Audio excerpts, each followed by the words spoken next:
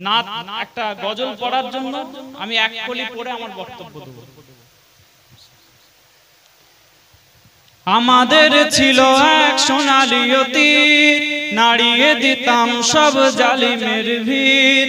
আমাদের ছিল এক সোনালী অতীত, নাড়িয়ে দিতাম সব জালিমের ভিত। আইন ছিল শুধু ইনসাফেরই, জুলুম রুখে দিতে হতো না দেরি। আমাদের সে অতীত হারিয়ে গেছে, মাজলুম আজ তাই কেঁদে মরে। হারিয়েছি যা তা কি পাবো ফিরে, তুমি না জাগলে তাকে ফেরাবে কে? ইয়া শাবাব ইস্তাইকিজ, ইয়া শাবাব ইস্তাইকিজ। হে যুবক জেগে ওঠো, হে যুবক জেগে ওঠো।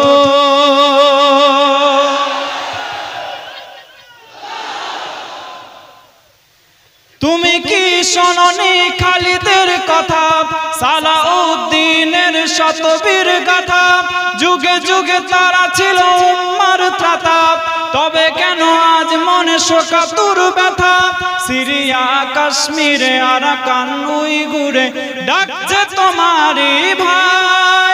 মিটাবে জুলুম চিরতরে, তাকে কোথা খুঁজে বলো পায়?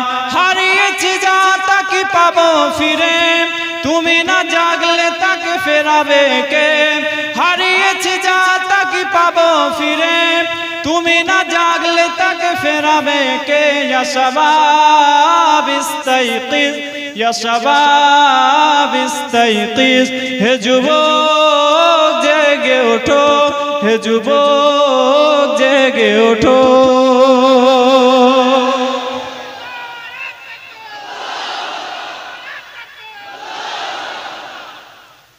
نحمده ونصلي على رسوله الكريم أما بعد قال الله تعالى في القرآن الكريم النبي أولى بالمؤمنين من أنفسهم وأزواجه أمهاتهم। আল্লাহ পাক রব্বুল আলামিন কোরআন শরীফের মধ্যে স্পষ্ট জানাচ্ছেন, আমার নবী পাক সাল্লাল্লাহু আলাইহি ওয়াসাল্লাম মুমিন মুসলমানদের কাছে তাদের জানের থেকেও প্রিয়। আল্লাহ নবী আল্লাহ রাসূল সাল্লাল্লাহু আলাইহি ওয়াসাল্লাম হাদিস শরীফের মধ্যে বলছেন, লা ইউমিনু আহাদুকুম হাত্তা আকুনা আহাব্বা ইলাইহি মিন ওয়ালিদিহি ওয়া ওয়ালাদিহি ওয়ান নাসি আজমাইন।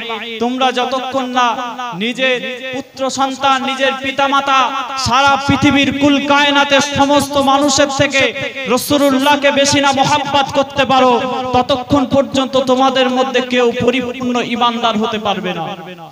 হযরত ওমর ফারুক রাদিয়াল্লাহু তাআলা আনহু নবী পাকের হাতটা ধরে বসেছিলেন।